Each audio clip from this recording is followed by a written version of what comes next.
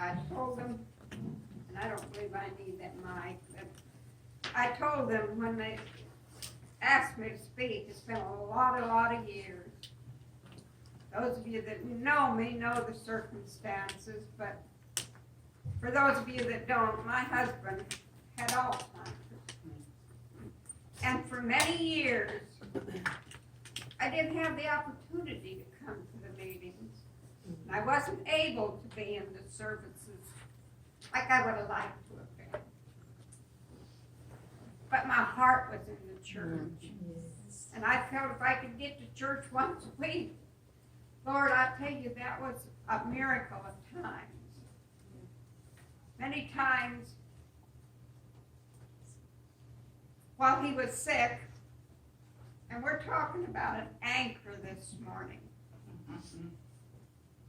And I want you to know, if you don't have your anchor in Jesus, you don't have much of an anchor. I don't know what I would have ever done if I hadn't have been anchored in Jesus. And I tell you, as Sister Sharon asked me to teach on, or to speak, I felt it was a great opportunity, but it was also, like I said, something I haven't done for a lot of years. Used to do a lot of it. But I was always told you don't turn down an opportunity that God gives you if you're able at any time to do what he asks you to do. Amen. So I said, Lord, I'll try. And I had the ladies pray for me because I was really nervous.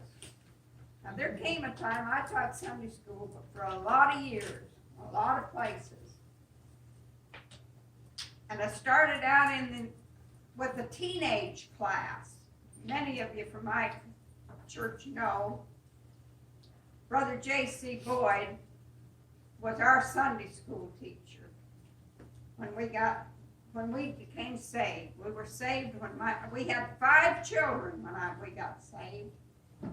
And my youngest was 6 months old. It was Cliff. And the oldest wasn't much over that. I mean, they were stair steps. And my husband said, we lived in the West End edition of Fairfield. And it was kind of like Nazareth. Remember when they said Jesus came out of Nazareth? And Philip said, can any good thing come out of Nazareth? Well, that's the way the West End of Fairfield was. And we lived there.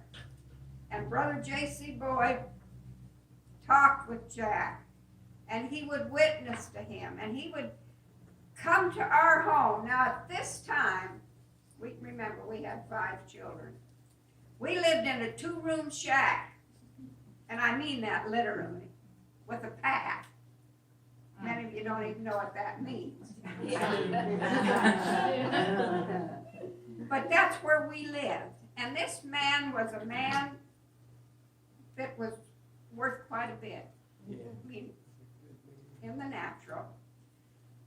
But he would come to our home, and he would visit with us. And you'd have thought he was one of us, He would drink our coffee and whatever. He just fit in. And he was a witness to my husband, to Jack. And Jack said one Sunday morning we went to church after he begged and begged and begged. And he told him, sure, we'll come. So we did. And we gave our heart to the Lord on a Sunday morning. I'll never forget it. You don't forget them things. And we had our 5 children and I think I had the baby on my lap, but the others were in the seat right beside us. And when we went to the altar, they went with us. And from that time on, I began to see what an anchor was. You see, I didn't have a very good life. My husband at that time was a young man, and when we got married, he was a funny-looking kid. I'm saying that literally. I was 14, and he was 16 when we got married. And we went through a lot of things together. But I say this to tell you that no matter what you go through, if you have an anchor in Jesus, and this isn't taken the way I thought it was going to. It's okay.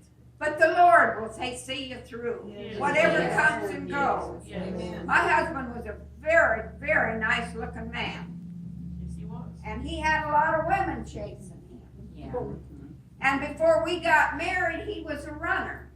He was also a drinker. And we didn't have much home life. And when we got saved, it was a blessing to me. It was not only did it save my soul, he saved my marriage. He saved my sanity. He saved everything I had because I depended on him. And I found that down through the years, no matter what came, no matter what went, my husband was called into the ministry, and we pastored many years in many different places. And when he developed Alzheimer's disease, we knew a long time before the doctor finally said that's what it was. And I knew it was going to be a rough road to hoe, but I didn't know how rough. And during the last year that I had him at home, his sister called my daughter, and she said, "Joyce, I want you to know something. If you don't see more about Jack, you've got to do something about your mother, or she's not going to be here." And I didn't realize I was that far down. And we finally had to put Jack in a nursing home, which wasn't easy. And we went through a lot of things before that, folks. But I'm going to get off of that because I do have more to say than that. It's okay. But an anchor to the soul. I thought about that, and this I've got to tell you. When I begin to think about an anchor for my soul, way back when we first became Christians in the hymn book, was a song that anchored me. And it was, "I anchored my soul in the haven of rest. Yes. And I'll sail wide seas no more. The tempest may sweep o'er the wild stormy deep, but in Jesus I've anchored my soul." And he is an anchor. Those of you that know me knows that music has always been a great part of my life. Those of you that have been in my home, what was the main thing I had? Music. A record player, didn't I? I didn't play just any old kind of music. Now, we all have our preferences. Mine is Southern gospel music. Amen. And it's an anchor for me. Amen. And my grandson sings a song, and he wanted to come today, and Michelle said she wouldn't let him. But he would tell you, if he would ask me to sing, I got one song. What is it, you wrote? I've anchored in Jesus. No, Anchor holds. Anchor holds. Though the storm be raging, Love that song. Yes, I love that. the anchor holds, and it'll hold you today. The Freemans have a song out that while I was going through so much with my husband, and sometimes I didn't hardly know what my name was, but it was called "In Spite of the Storm." Yes, amen. And we can be tossed about, but the anchor will hold in spite of the storm. No matter what you might go through today, remember that anchor will hold, and it'll keep you sure. It'll keep you fast, no matter what the devil tells you, no matter what the circumstance. I tell you, God is an anchor that will never fail you. He's never failed me. In Spite of the Storm is one of the greatest songs that, to me, that was ever written, the words to that and music to that song, because there's been a lot of times when I didn't know what to do, which way to turn. I didn't know how I was going to make it through. And I would put that song, Joyce got me that tape, and I'd put that on, and it would comfort me. It would let me know that no matter what came or what went, that anchor would hold. Amen. That though I might be torn apart, and though life wasn't the same as it used to be, that Jesus was still there, and he knew and would see me through. Now, this seems like as I said, I didn't think I was ever going to go this way with that. But I learned a long time ago that you have to follow the Lord. Amen. Yes. And if you expect the anointing to rest upon your life, you need to follow God. Amen. Yes. You need to watch out for that anchor and keep it sure. I tell you, I had a great lesson taught to me this week. No, it was last week. And I'd like to read to you. I wrote it down so I wouldn't forget it. Because sometimes when you get to be my age, you forget things. And you ever forget things? I was sitting in my little kitchen nook. It's my favorite room in the house. And the kids had bought me a big bird feeder that sits on a big post out there. And I've got squirrel feeders out there. I like to watch them, feed them. And I heard an awful racket, and I looked out there, and there must have been 100 starlings that were just at the bird feeders and on the ground and in where I keep sunflower seeds for my squirrel to keep him out of the bird feeder. And they were just all over. And I had suet in there that would attract the woodpeckers. But this morning I heard a commotion, and the feeders, to my surprise, there must have been 100 of them things that were just all over. And I watched, and I thought, I wish I had something to get rid of them things. They're really a nuisance.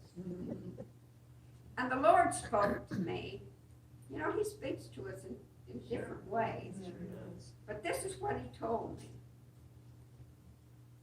He said, they're my birds too. Yeah. And he said, I made them just like I made the beautiful songbirds and the colorful birds and the ones we like to see in our bird feeders. Yeah. And as I turned away from the window, just as quick as they'd come, they were gone. And I still had bird seed in the feeders. Oh, that's not like them. And I had suet still in the suet feeder. And I thought, I knew it was God because that's not natural. If you know them, they'll eat till everything's gone. Amen.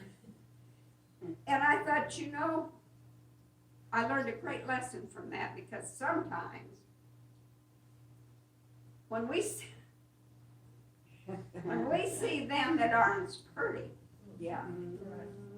that aren't dressed just as nice, that don't come from the right side of the tracks, we kind of tend to say, well, I don't know whether I want to have anything to do with them or not. We have our picks. Did you know that? Yes. Yeah.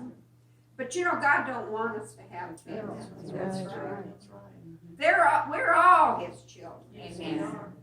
And no matter what you think or what I think, God sees us all.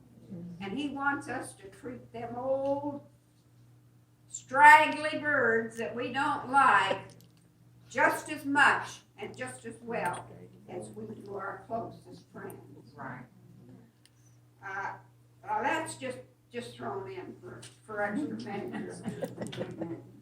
I learned a long time ago to follow God, and as Sister Sharon said, a virtuous woman is what our topic is today. And I won't keep you too long, I hope. But Proverbs 31 and 10 says, who can find a virtuous woman? And if you found one, she's worth far more than what? Rubies. Now, you know rubies is a valuable gem. Yes. And there's a lot of imitation rubies. But rubies, if you've ever seen a real rubies, they're not like the counterfeits. And they're not really a bright red, are they, sister? But they're worth a lot. I'd like to read Proverbs 31. You know what it says. But read that, the 25th verses through the 31. It really tells you. It goes down more where you and I live. Back in that day, a woman looked well to the ways of her household. Not any different today. I thought, you know, a woman, let me read that to you. Who can find a virtuous woman? For her price is far above rubies. And then it goes on to tell you about her husband and everything, but the 25th verses, let me read that to you. It says, strength and honor are her clothing. It's not what we wear, it's strength and honor from God. It's our clothing. Hasn't changed. And she shall rejoice in the time to come. She openeth her mouth with wisdom, and in her tongue is the law of kindness. Sometimes I think I fall very far short. She looketh well to the ways of her household, and eateth not the bread of idleness. Her children arise up and call her blessed. Her husband arise also, and he praiseth her. Many daughters have done virtuously, or well, very well. But thou excellest them all. Favor is deceitful, and beauty is vain. But a woman that feareth the Lord, she shall be praised. Yes. It's not our looks, and it's not our beauty, and it's not what we can talk about and the knowledge we have. It's what we have in God that's going to count. And you know what people will remember about you and I in time to come when we're gone? It's how we serve the Lord. Yes. It's how we serve the Lord. Give her of the fruit of her hands, and let her own works praise her in the gates. You and I have a lot to live up to, don't we? But you know, I thought as I studied about this, and there's a lot of women in the Bible that I could talk to you today about. And we know a lot of the biggest majority of them, Mary, the mother of Jesus, and Mary and Martha, and all of them. But I would choose Hannah this morning. Hannah is a great example to me. It is to you, should be to you. Hannah was the mother of Samuel. And at the time, 1 Samuel, the first chapter, if you would go to that, or just most of you know it, it tells us about Hannah and her husband, Elkanah.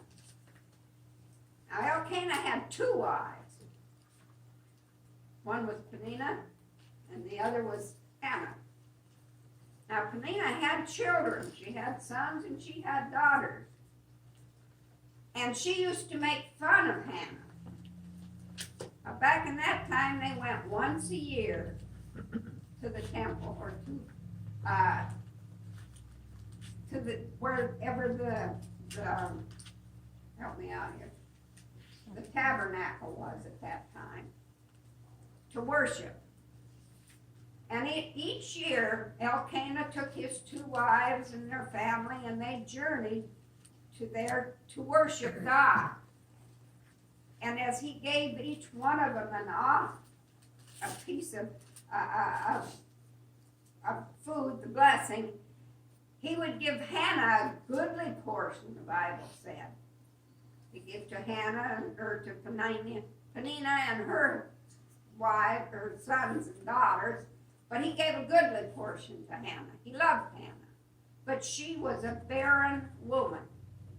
Now, back in that day, that meant she was just looked upon, down upon. She was kind of a cast out at that point. If you couldn't have children. Now, I had 5 real close together, and I thought to me it would have been a blessing. Now, it's funny, but some of you know what I'm talking about. But she was looked down on, and Peninnah made fun of her because she didn't have any children. And so when they went to the tabernacle, she began to pray. She went to God and she said, ask for a child. You know, sometimes when you and I go to God, we don't know what we're praying. We don't really know what we're praying for. Have you ever been there? Yeah. You're praying, but you know. But I want to tell you something. I found out down through the years, if you really want something from God, you're going to get desperate. You're going to get in earnest with God. And it's not going to be a hit and miss prayer. You're going to get down to business with God. Yeah. And that's what Hannah did. And she said, Lord, I want a man child. She didn't say, I just want children. I want this or that. She knew what she wanted. And she said, Lord, I want a man child. And if you'll give me a baby boy, I'll give him back to you. I want you to think about that. She didn't have any children. Mm-hmm. And I'm sure when she left that temple and Eli said, God will give you what you asked for, she had no doubt but what God was going to answer her prayer. Yes. And he did. And she had a man child. And she said, if you will give me a man child, I'll give him back to you. Now that was really, really a promise that I would have found very, very hard to give. Amen. That meant she was going to take him back to that tabernacle. Not like you and I when we dedicate our children. You know, we give our children back to the Lord. We dedicate them, but we keep them. Yes, yeah. But when she said, I'll give him back to you. And after that child was born, she told Elkanah, no, you guys go on. She said, I'm going to keep him here until he's weaned. Now, back then, they didn't wean him as fast as they do now. Commentators tell us it was between 3 and 5 years old that she finally weaned him, and then it was close to 5 when she took him back to the temple. But all during this time, I want you to know Hannah remembered what she told God. Yes. She didn't forget. And she was preparing. I believe she prepared Samuel. I believe she taught him from the time he was old enough to understand the ways of God. I don't think he went to the temple as not knowing anything, do you? I believe she taught him well. And when the time came that she had to take him back and give him to God, don't you know where her anchor was? If it hadn't have been in God, I don't believe she could have done that.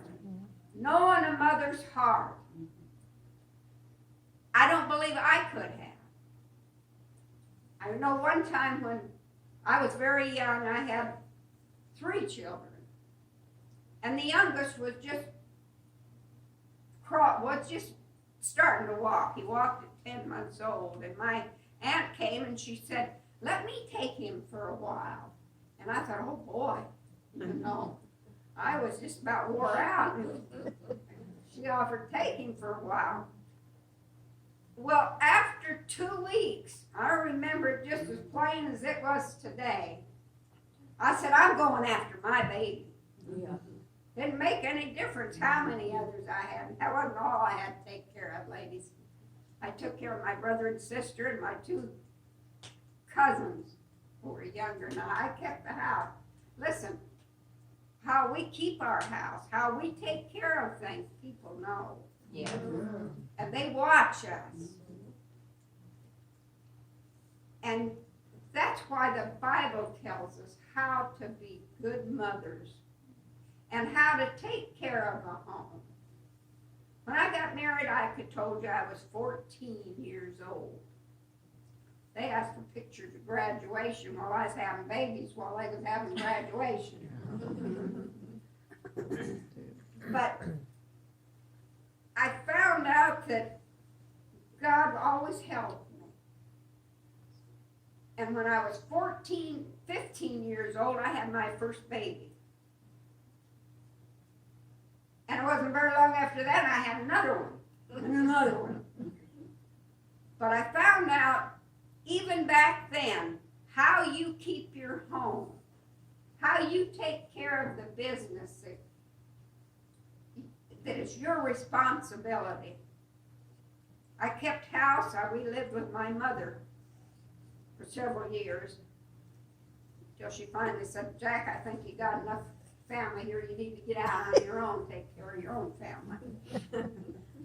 Many of you don't know about them things, but what I'm saying is this, all during that time, from the time I was 15, I kept house. I kept a clean house. I kept clean clothes for my family. I cooked 3 meals a day for mine and for everybody that was there. And so when my husband was called into the ministry, it wasn't anything new for me whether I cooked for, and I always said I didn't know on Sundays whether I was going to have 4 or 40. That was just a natural thing. Those of you that knew my husband knew that he invited everybody home to dinner. But God watches you and I. Yes, he does. And he knows how we keep our homes. He knows how we've kept our families. And I want you to know he knows our faithfulness. Yes, he does. And he never, ever lets us down. Right. Sometimes I think he's never too early. Yeah. And sometimes I thought, God, where are you? Yes. But he was there Yes. all the time. Yes. And I know I've talked too long. You're fine. You're fine. But I know I was very scared to come up here this morning. I haven't done any public speaking since 1994. And it's really, to me, it's an honor and it's a blessing. Like I said, for many years, I couldn't go and do. And I looked at Sister Gracie this morning and I thought the last time I really saw her, she couldn't hardly talk. She couldn't hardly walk. And what a blessing her anchor has been to her. Yes, amen. And all down through the years, God has been so good to us, ladies. Keep your anchor in Jesus because he'll never fail you. Amen. Been asked many times, how did you endure? I couldn't have without the Lord. I really couldn't have.